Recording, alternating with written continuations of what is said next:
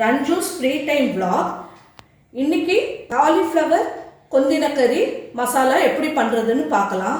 இது ஒரு dry மசாலாவா தான் இருக்கும். இதுக்கு சப்பாத்திக்கு எல்லாம் தொட்டுட்டு சாப்பிடலாம். ரைஸுக்கும் பிசைஞ்சிட்டு சாப்பிடலாம். இப்போ வாங்க இது என்னென்ன ingredients வேணும்ங்கறத பார்த்துடுவோம். பச்சை மிளகாய் இது ஒண்ணே தான் பெருசா இருந்தது, மூணா ஸ்லிட் பண்ணி வச்சிருக்கேன். கருவேப்பிலை, இஞ்சி பூண்டு பேஸ்ட் 2 டீஸ்பூன்.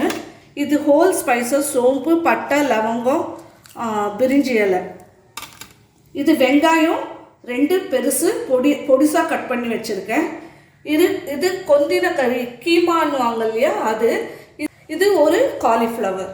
இதை நான் ஏற்கனவே உப்பு தண்ணியில் போட்டு கொதிக்க வச்சு வடிகட்டிட்டு பொடியாக கட் பண்ணி வச்சுருக்கேன்.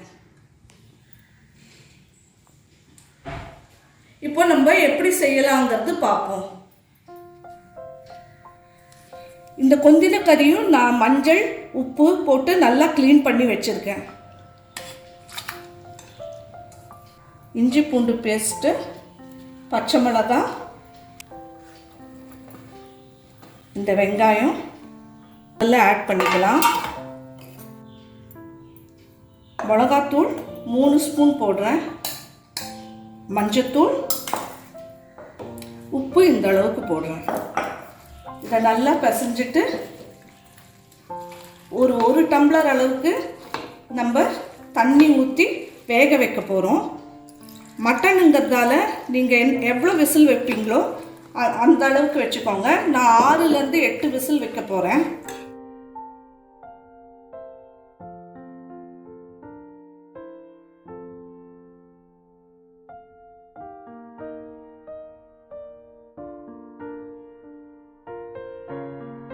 ஒரு 6லேருந்து 8 விசில் வரட்டும். இப்போ நம்ம கொந்தின கறி உப்பு, காரம், வெங்காயம், இஞ்சி பூண்டு பேஸ்ட், பச்சை மிளகாலாம் போட்டு வேக வச்சோம் இல்லையா, ஒரு 8 விசில் வந்தாச்சு. இப்போ திறந்து பார்க்கலாம்.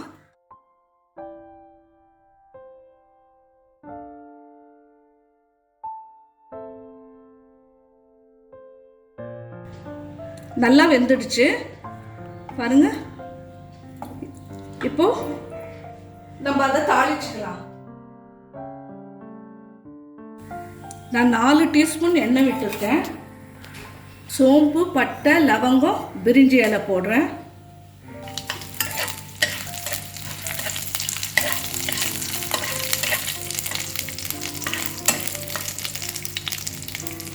கருவேப்பிலை, இது ஏற்கனவே சுடு தண்ணியில் உப்பு போட்டு காலிஃப்ளவரை போட்டுருந்தேன். அதை பொடியாக கட் பண்ணி வச்சுருக்கேன்.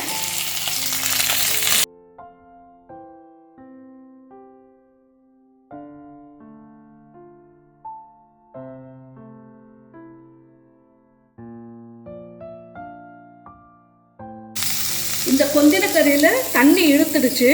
சப்போஸ் இதில் தண்ணி இருந்திருந்தா நீங்கள் இதில் முதல்ல அந்த தண்ணியை ஊற்றிடுங்க.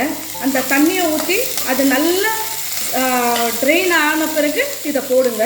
இப்போ எனக்கு இதில் தண்ணியே இல்லை, ஸோ நான் இதை அப்படியே ஆட் பண்ணிடுறேன். இந்த பேனை சும்மா கழுவி தண்ணி ஊற்றுறேன்.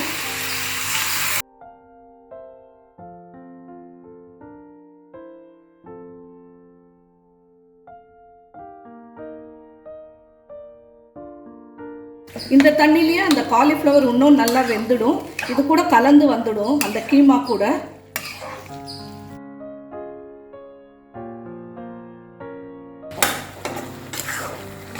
இப்போ நல்லா கொதிக்குது. இந்த ஸ்டேஜில் நீங்கள் விட்டு பார்த்துட்டு உப்பு காரம் ஏதாவது பத்தலைன்னாலும் போட்டுக்கோங்க.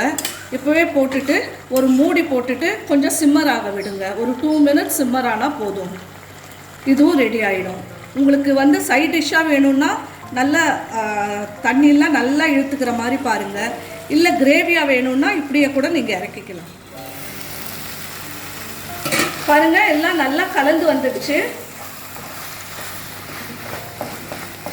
இது சைட் டிஷ்ஷாகவும் வச்சுக்கலாம். சப்பாத்திக்கு, ரைஸுக்கு, எல்லாத்துக்குமே இது நல்லாயிருக்கும்.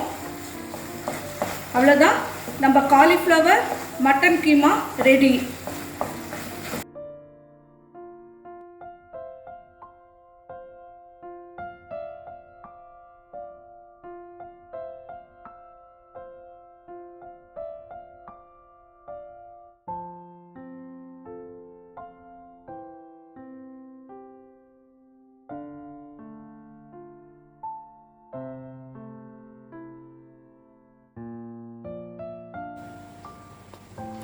இப்போ நம்ம cauliflower mutton keema fry ready ஆயிடுச்சு. நீங்களும் இது ட்ரை பண்ணுங்கள். இது கிரேவியாகவும் யூஸ் பண்ணிக்கலாம், நீங்கள் ட்ரையாகவும் யூஸ் பண்ணிக்கலாம். நீங்கள் இது ட்ரை பண்ணுங்கள். நம்ம சேனலுக்கு சப்ஸ்கிரைப் பண்ணாதவங்க சப்ஸ்கிரைப் பண்ணிடுங்க. லைக் பண்ணுங்கள், ஷேர் பண்ணுங்கள், கமெண்ட் பண்ணுங்கள். பக்கத்தில் இருக்க பெல் ஐக்கானை ப்ரெஸ் பண்ண மறந்துடாதீங்க.